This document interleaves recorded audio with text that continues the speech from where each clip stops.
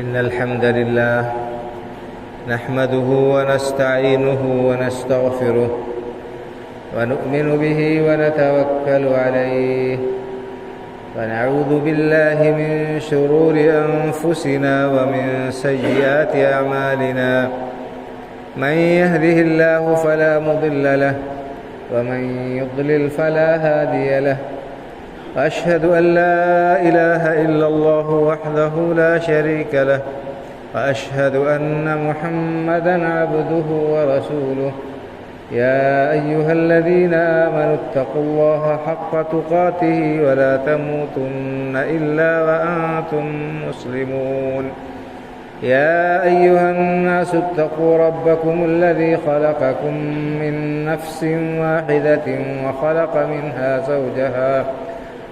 منها زوجها وبث منهما رجالا كثيرا ونساء واتقوا الله الذي تساءلون به والأرحام إن الله كان عليكم رقيبا يا أيها الذين آمنوا اتقوا الله وقولوا قولا سديدا يصلح لكم أعمالكم ويغفر لكم ذنوبكم ومن يطع الله ورسوله فقد فاز فوزا عظيما أما بعد فإن خير الحديث كتاب الله وخير الهدي هدي محمد صلى الله عليه وسلم وشر الأمور محدثاتها وكل محدثة بدعة وكل بدعة ضلالة وكل ضلالة في النار أعوذ بالله من الشيطان الرجيم والله أخرجكم من بطون أمهاتكم لا تعلمون شيئا وجعل لكم السمع والأبصار والأفئدة لعلكم تشكرون رب اشرح لي صدري ويسر لي أمري واحلل عقدة من لساني يفقه قولي سبحانك لا علم لنا إلا ما علمتنا إنك أنت العليم الحكيم ہر قسم کی حمد و ثنا اللہ رب العالمین کے لیے لائق و زیبا ہے جو ہم سب کا خالق و مالک پروردگار و پالنہار ہے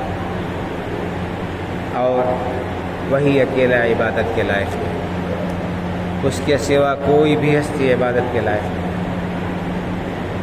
بے شمار صلاۃ و سلام نازل ہو سید الاولین والآخرین امام الانبیاء والمرسلین شفیع المذنبین جناب محمد رسول اللہ صلی اللہ علیہ وسلم پر، آپ کے اعلی اولاد اور متبعین، بزرگوں اور بھائیوں، یوں تو انسان پر اللہ رب العالمین کے بے شمار انعامات اور احسانات ہیں، لیکن ان میں سے بعض انعامات بعض سے بڑھ کر اور بہت ہی زبردست ہیں، اور یہ نعمتیں اللہ رب العالمین نے انسان کو جو عطا کی ہیں فری میں، ان میں سے ہر نعمت انسان اگر اس کا صلہ ادا کرنا چاہے، اس کا عوض و بدلہ دینا چاہے، تو پوری زندگی اپنا وہ لگا رہے اور اللہ کا شکر ادا کرتا رہے، یا اپنی ساری کمائی اللہ کے راستے میں لگاتا رہے، تو بھی ایک نعمت کی وہ قیمت ادا نہیں کر سکتا۔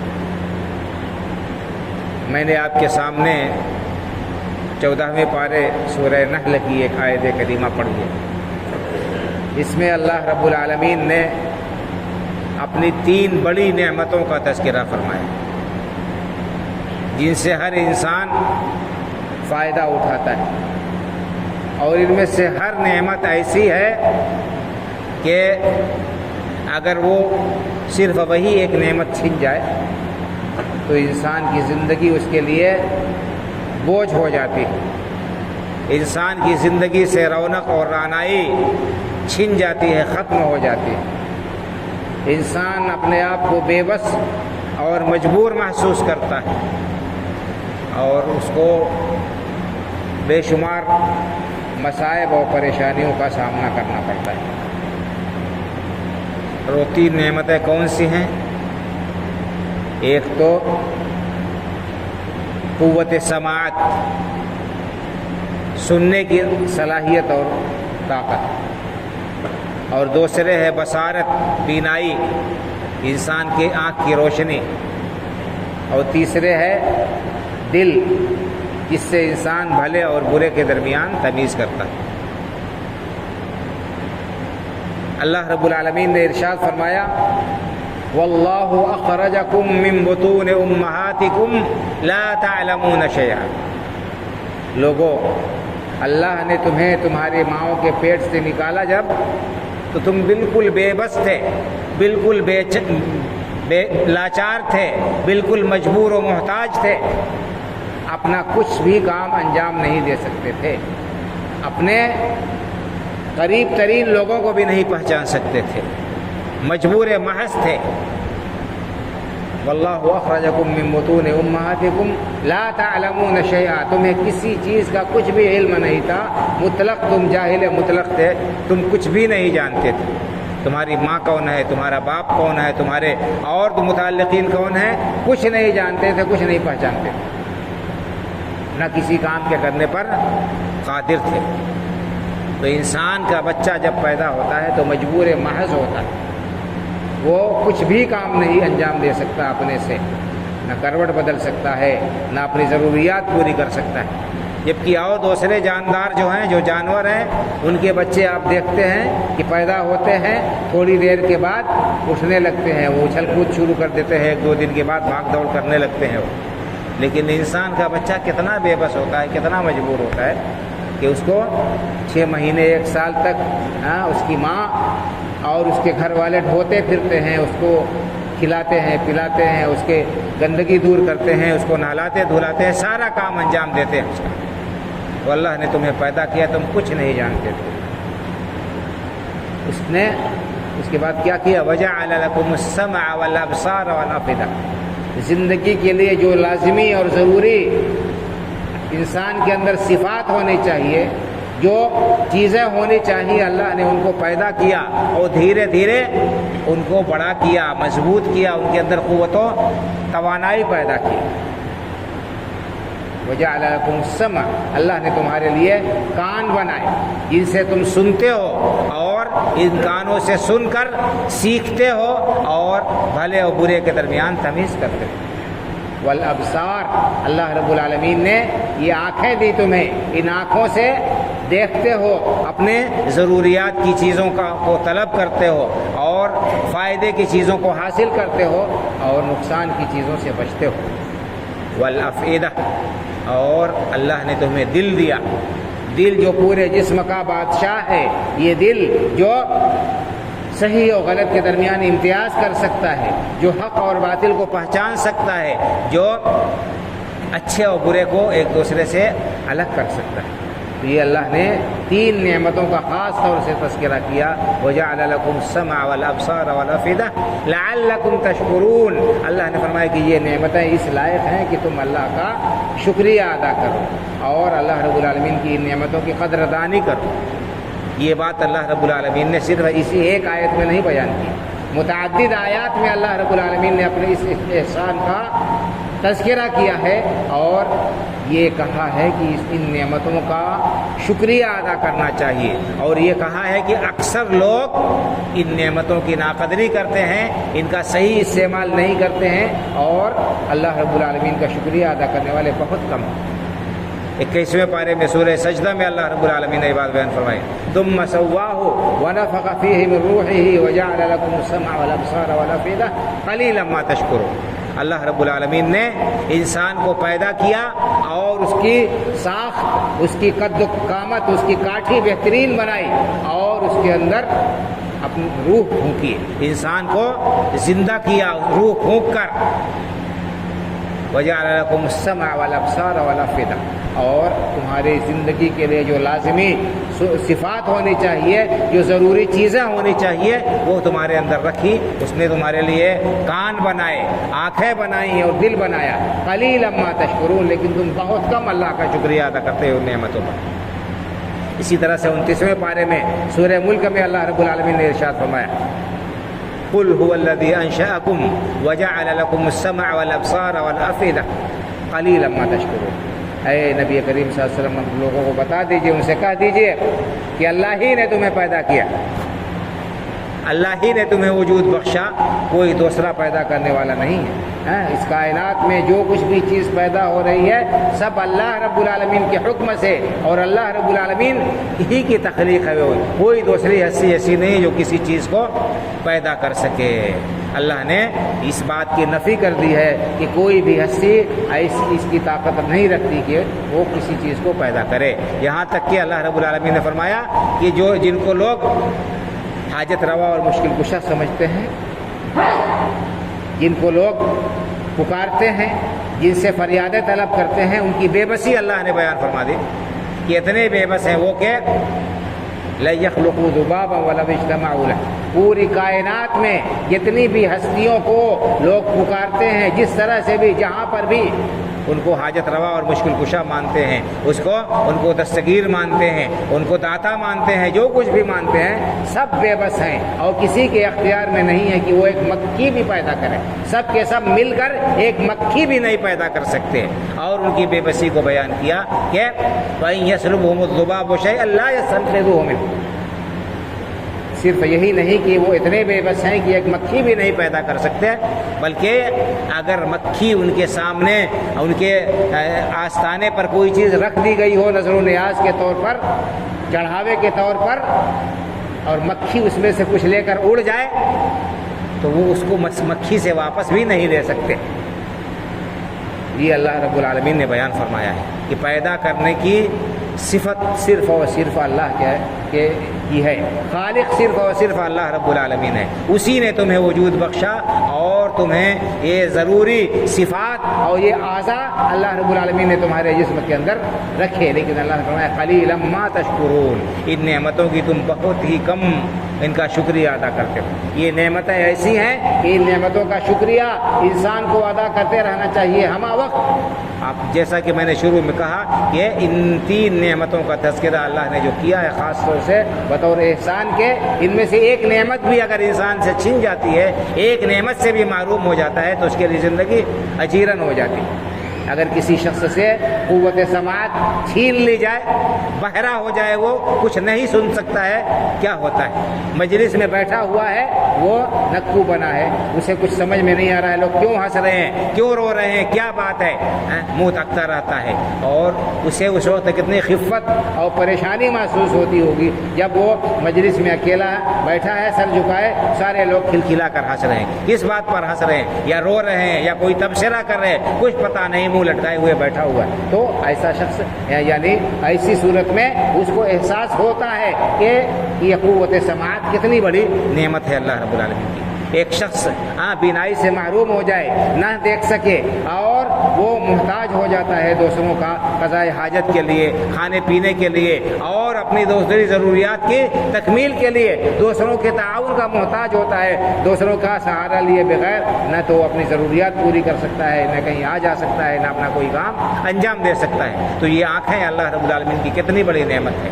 اور اسی طرح سے دل کا معاملہ یہی ہے کہ اگر دل میں بیماری لاحق ہو جائے، دل بیمار ہو جائے انسان کا، تو ہمہ وقت اس کی ہلاکت کا خطرہ رہتا ہے، ہمہ وقت دے دھڑکا لگا رہتا ہے کہ اب اس کی جان گئی، کہ تب اس کی جان گئی، کب جو ہے فرشتہ اجل آ جائے کچھ نہیں کہا جا سکتا۔ المہم یہ 3 نعمتیں اللہ رب العالمین کی ہے۔ اللہ نے فرمایا کہ تم ان کا بہت کم شکریہ ادا کرتے ہیں۔ اللہ کی ان نعمتوں کا شکریہ کیا ہے؟ کہ انسان ان نعمتوں کو صحیح مصرف میں استعمال کرے، ان نعمتوں کا صحیح استعمال کرے۔ کیسے؟ کہ ان کانوں سے وہی باتیں سنے، وہی چیزیں سنے جو اللہ کو راضی کرنے والی ہیں، جو اللہ کو خوش کرنے والی ہیں، جن سے اللہ رب العالمین جو ہے خوش ہوتا ہے۔ اللہ کا کلام سنیں، اللہ کے رسول صلی اللہ علیہ وسلم کا فرمان سنیں، اچھی باتیں سنیں، بھلائی کی باتیں سنیں، کوئی غلط کام، کوئی غلط چیز ان کانوں سے نہ سنیں، گانا نہ سنیں، غیبت نہ سنیں، گالی گفتاری نہ سنیں، اور اسی طرح سے لہو و لعب، لغویات سے انسان پرہیز کرے۔ بھائی اور بزرگوں، اس کان کے ذریعے سے انسان جو کچھ سنتا ہے، اس کے ذریعے سے اس کی روشنی میں وہ اپنی زندگی کا ایک لائحہ عمل تیار کرتا ہے۔ سن کر انسان بہت کچھ سیکھتا ہے، اور جو سیکھتا ہے اسی کے ذریعے سے اسی کی روشنی میں اپنی زندگی کا وہ نقشہ مرتب کرتا ہے، خاکہ مرتب کرتا ہے۔ تو کان کا استعمال صحیح ہونا چاہیے، تاکہ ہم جو کچھ سنتے ہیں صحیح اس سلسلے میں فیصلہ کر کے اپنی زندگی کی گاڑی صحیح رخ پر لے جا سکے۔ اگر ہم غلط باتیں سنیں گے، غلط چیزیں سنیں گے، غلط لوگوں کی صحبت میں رہیں گے، تو ہم بھٹک جائیں گے، بہک جائیں گے، گمراہ ہو جائیں گے، اللہ رب العالمین سے دور ہو جائیں گے۔ اس کا آپ مشاہدہ اچھی طرح سے کر سکتے ہیں۔ دیکھتے ہیں آپ کہ جو لوگ جس کی صحبت میں بیٹھتے ہیں، جیسے لوگوں کی، اور جن لوگوں کی سنگت اختیار کرتے ہیں، جن لوگوں کی باتیں توجہ سے سنتے ہیں، انہی سے متاثر ہوتے ہیں، انہی کے اخلاق کو اپناتے ہیں، انہی کے اطوار کو اور عادات کو اپناتے ہیں، انہی کی باتوں پر اپنی زندگی کی گاڑی آگے بڑھاتے ہیں۔ تو یہ کان اللہ رب العالمین نے جو دیا ہے، اس لیے دیا ہے کہ ان کانوں سے ہم ہوش کا سننا سنیں، عبرت اور نصیحت کا سننا سنیں۔ ان کانوں کو ہم اللہ رب العالمین کو راضی کرنے والے کاموں اور باتوں کے سننے میں لگائیں۔ اور اگر ہم ایسا نہیں کریں گے، ان کانوں کا صحیح استعمال نہیں کریں گے، ان سے ہم غلط چیزیں سنیں گے، تو ہم اپنی دنیا کو بھی برباد کریں گے، اور اپنی آخرت کو ہم تباہ کر لیں گے، ہم اپنی آخرت کو بھی تباہ کر لیں گے۔ اس لیے ضروری ہے کہ ہم ان کانوں کی حفاظت کریں، ان کانوں کی حفاظت کریں۔ اور اسی طرح سے آنکھ کا معاملہ ہے بھائی اور بزرگوں، یہ آنکھ یا اللہ رب العالمین نے اس لیے دیکھی ہے، تاکہ ہم اس لیے رکھی ہے، اللہ رب العالمین نے ہمیں دی ہے، تاکہ ہم ان آنکھوں سے عبرت کا دیکھنا دیکھیں، نصیحت کا دیکھنا دیکھیں، اللہ رب العالمین کی قدرت کی جو نشانیاں اس نے پھیلا رکھی ہیں ہر جگہ، کہ ہم غور و فکر کریں تو یقیناً اللہ رب العالمین کی توحید کو اپنانے والے بن جائیں گے، اختیار کرنے والے بن جائیں گے، اللہ کی نافرمانی کے کاموں سے ہم بچ جائیں گے۔ لیکن ہم اپنی ان آنکھوں کا بھی صحیح استعمال نہیں کرتے ہیں، نہ اللہ رب العالمین کی عظمت اور بڑائی کا کہ جو مظاہر، اتنا بڑا آسمان اور یہ زمین، یہ سمندر، یہ پہاڑ اور بڑی بڑی مخلوقات جو اللہ رب العالمین نے رکھی ہے، کہ اس میں غور و فکر کر کے ہم اللہ رب العالمین کی معرفت حاصل کریں، اس کی عظمت، اس کی بڑائی کا خیال کریں۔ ہم ان آنکھوں کا صحیح استعمال نہیں کرتے ہیں۔ اللہ رب العالمین نے قرآن کریم میں ارشاد فرمایا، وَفِي الْأَرْضِ آيَاتٌ لِّلْمُوقِنِينَ وَفِي أَنفُسِكُمْ أَفَلَا تُبْصِرُونَ۔ زمین میں غور و فکر کرنے والوں کے لیے بڑی نصیحت ہے، بڑی نصیحتیں ہیں زمین کے اندر غور و فکر کرنے والوں کے لیے۔ اللہ رب العالمین نے اپنے قدرت کے مظاہر جگہ جگہ رکھے ہیں، ان کے اندر انسان غور کرے تو وہ اللہ رب العالمین کی توحید کو اپنائے گا، اختیار کرے گا۔ اس کا بیان قرآن کریم میں 1-2 جگہ نہیں، 50 جگہ آیا ہے۔ اللہ رب العالمین نے غور و فکر کرنے کا حکم دیا ہے، آنکھیں کھلی رکھنے کا حکم دیا ہے، اور یہ حکم دیا ہے کہ ہم ان آنکھوں کے ذریعے سے صحیح طریقے سے عبرت اور نصیحت کا دیکھنا دیکھیں۔ اللہ رب العالمین نے فرمایا، فَلَا يَنظُرُونَ إِلَى الْإِبِلِ كَيْفَ خُلِقَتْ وَإِلَى السَّمَاءِ كَيْفَ رُفِعَتْ وَإِلَى الْجِبَالِ كَيْفَ نُصِبَتْ وَإِلَى الْأَرْضِ كَيْفَ سُطِحَتْ۔ کیا یہ لوگ اونٹوں کو نہیں دیکھتے کہ اونٹ کیسے اللہ رب العالمین نے بنایا، پیدا کیا اللہ رب العالمین نے؟ اونٹ کی خلقت اور اس کے جسم کے اندر، اس کی ساخت کے اندر جو انسان غور و فکر کرے گا، اللہ رب العالمین کی قدرت کی نشانیاں ظاہر ہو جائیں گی۔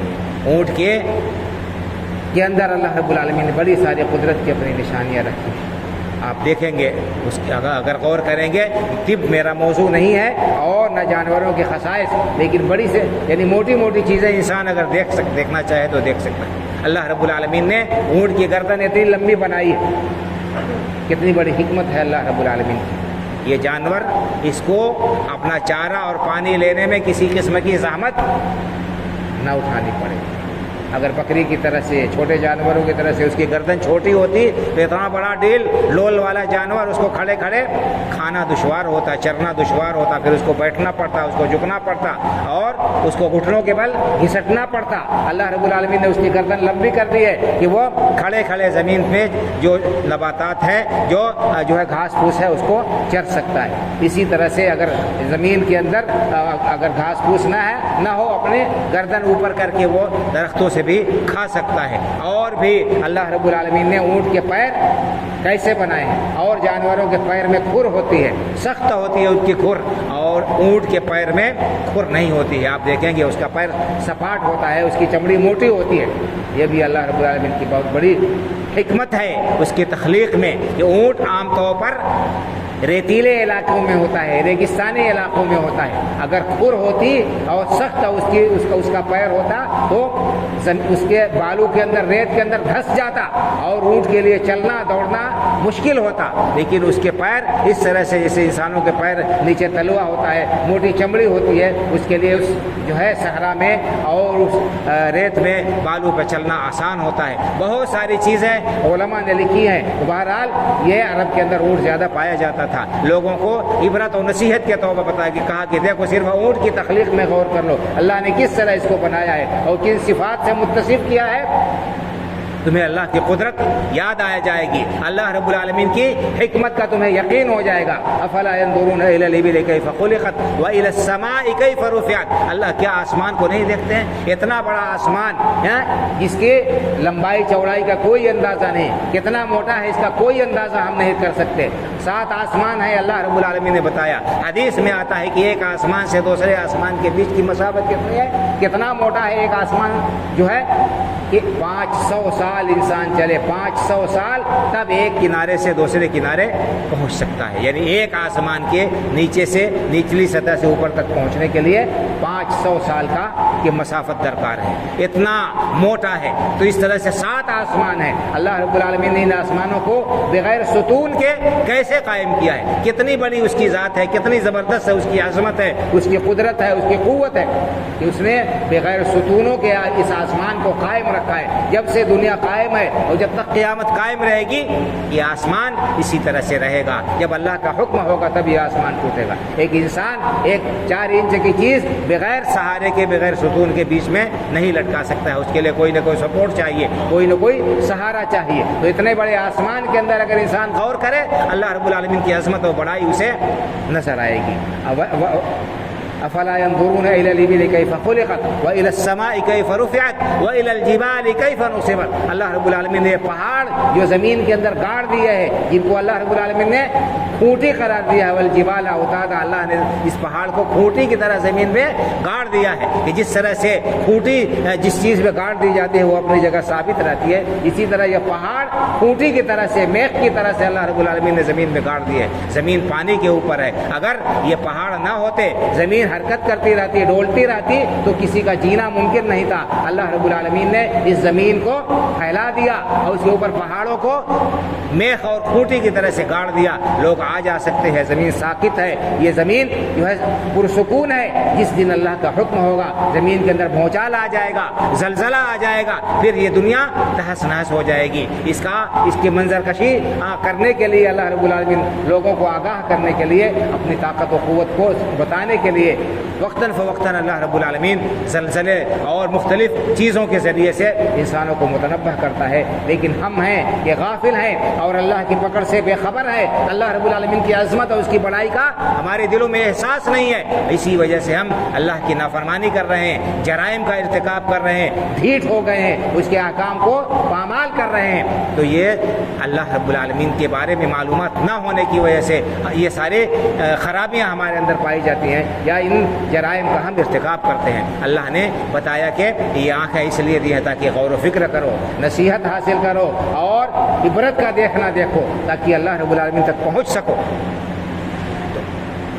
وجعل لكم السمع والابصار والافئدہ, اور اللہ رب العالمین نے تمہارے لیے کیا بنایا؟ دل بنایا. یہ دل جو خیر اور شر کی آماجگاہ ہے, اس دل کے اندر انسان جیسا عقیدہ رکھے گا, جیسا نظریہ رکھے گا, جیسی سوچ رکھے گا, اسی کے مطابق اس کے اعضاء و جوارح عمل کریں گے, حرکت کریں گے, اسی کے مطابق اس کے دوسرے کام سر انجام پائیں گے. تو انسان کو چاہیے کہ اپنے دل کا بھی صحیح استعمال کرے اور غلط چیزوں سے، غلط سوچ سے، غلط فکر سے اور غلط نظریات سے اپنے آپ کو بچائے رہے، تاکہ کل اللہ رب العالمین کی پکڑ سے بچ جائے. تو اللہ نے ان 3 عظیم نعمتوں کا قرآن کریم میں تذکرہ کیا ہے اور بتایا ہے کہ یہ نعمتیں اللہ کی دی ہوئی ہیں، لیکن انسان ان نعمتوں کو نعمت سمجھتا نہیں ہے اور ان نعمتوں کو نعمت نہ سمجھنے کی وجہ سے ان کا غلط استعمال کرتا ہے، ان کو غلط اور ناجائز جگہوں پر استعمال کرتا ہے، اپنے لیے ہلاکت اور تباہی مول لیتا ہے،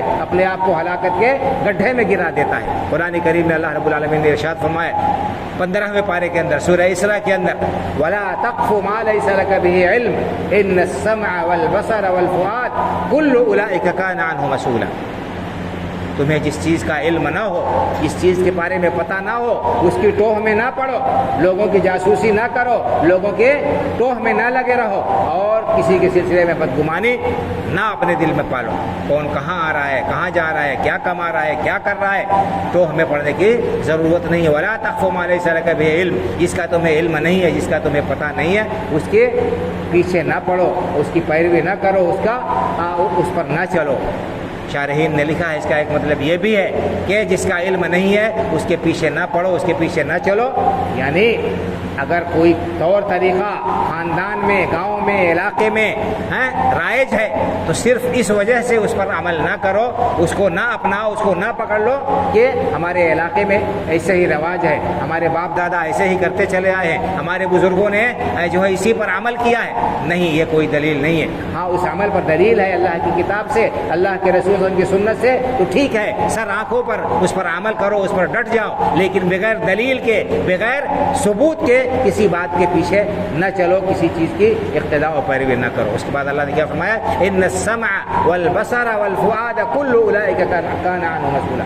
سنو، یہ کان، یہ آنکھیں، یہ دل، ان تمام کے بارے میں کل قیامت کے دن اللہ رب العالمین سے، اللہ رب العالمین کے ہاں حساب دینا ہوگا. اللہ رب العالمین پوچھے گا، سوال کرے گا. ان کانوں سے کیا سنا تھا، ان آنکھوں سے کیا دیکھا تھا، اس دل میں کیا عقیدہ رکھا تھا، کیا نظریہ رکھا تھا، کس سے محبت رکھی تھی، اس دل کو کس کا مطیع بنایا تھا، کس کا فرما بردار بنایا تھا. تو ذرا سوچ لے کہ ہم اللہ رب العالمین کے کیا جواب دیں گے. اگر اللہ نے حساب لے لیا کہ ان آنکھوں سے کیا دیکھا تھا، ہم کیا جواب دیں گے؟ کیا جواب دیں گے اللہ؟ یا اللہ، ہم نے ان آنکھوں سے فحش مناظر دیکھے تھے، ننگی جو فلمیں دیکھی تھی اور ناچ گانے دیکھے تھے، ان آنکھوں سے، ان آنکھوں سے تیری نافرمانی کی چیزیں ہم نے دیکھی تھی.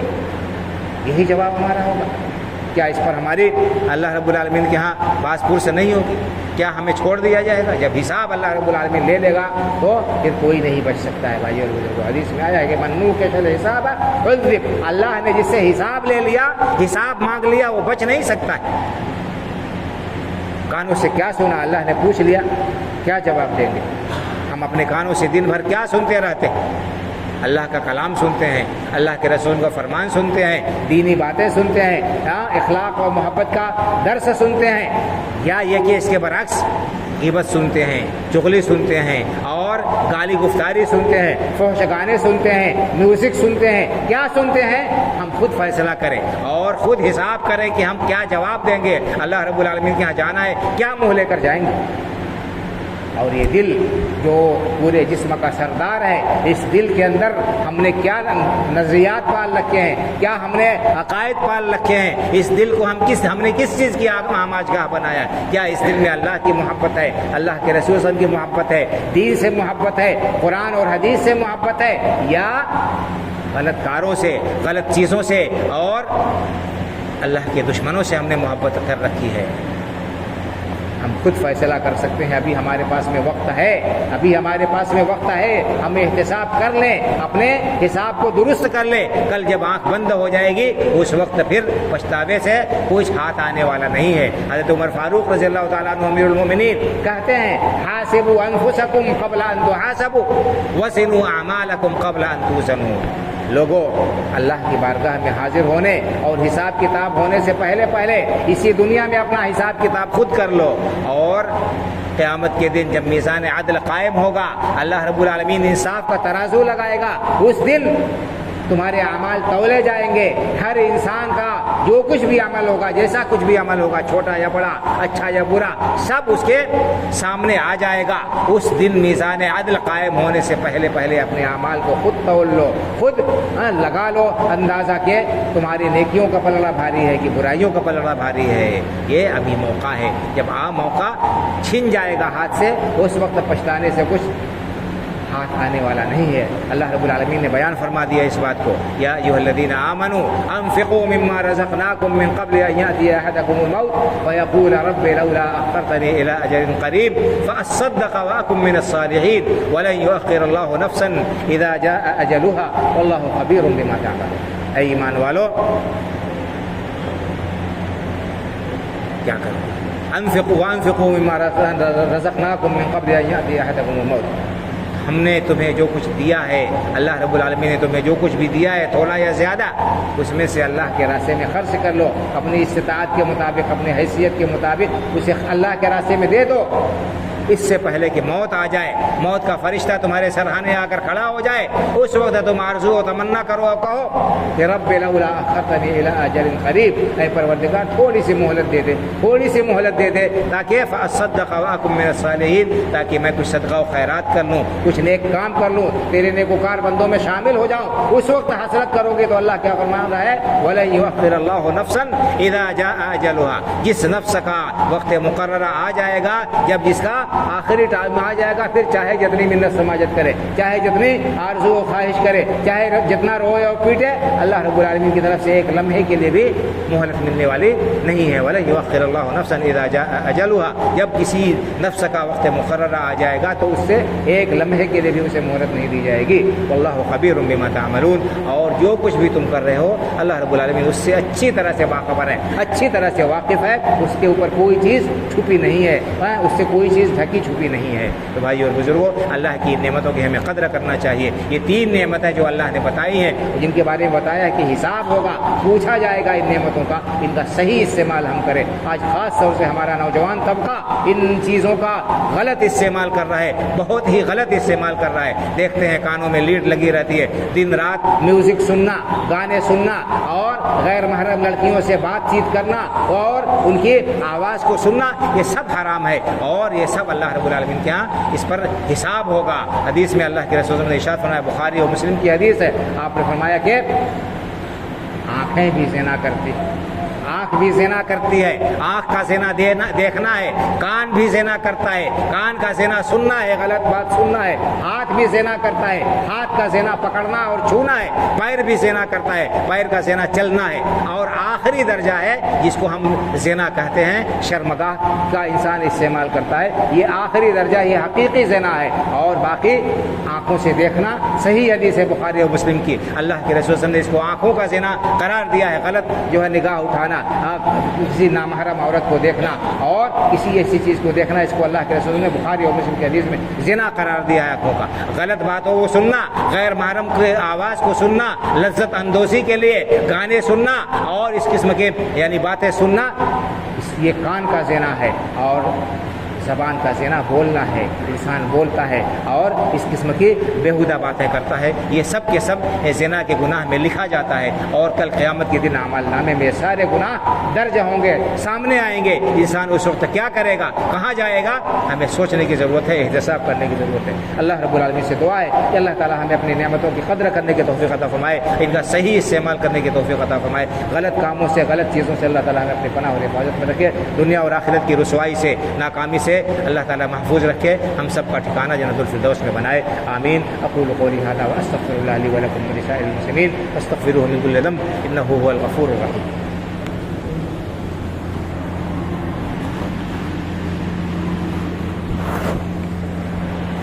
إن الحمد لله نحمده ونستعينه ونستغفره ونؤمن به ونتوكل عليه ونعوذ بالله من شرور أنفسنا ومن سيئات أعمالنا. من يهده الله فلا مضل له ومن يضلل فلا هادي له. وأشهد أن لا إله إلا الله وحده لا شريك له وأشهد أن محمدا عبده ورسوله. إن الله وملائكته يصلون على النبي يا أيها الذين آمنوا صلوا عليه وسلموا تسليما اللهم صل على محمد وعلى آل محمد كما صليت على إبراهيم وعلى آل إبراهيم إنك حميد مجيد اللهم بارك على محمد وعلى آل محمد كما باركت على إبراهيم وعلى آل إبراهيم إنك حميد مجيد اللهم انصر من نصر دين محمد صلى الله عليه وسلم واجعلنا منهم واخذل من خذل دين محمد صلى الله عليه وسلم ولا تجعلنا منهم عباد الله رحمكم الله إن الله يأمر بالعدل والإحسان وإيتاء ذي القربى وينهى عن الفحشاء والمنكر والبغي يعظكم لعلكم تذكرون فاذكروا الله يذكركم وادعوه يستجب لكم ولذكر الله أكبر والله يعلم ما تصنعون الله أكبر الله أكبر أشهد أن لا إله إلا الله وأن محمدا رسول الله حي على الصلاة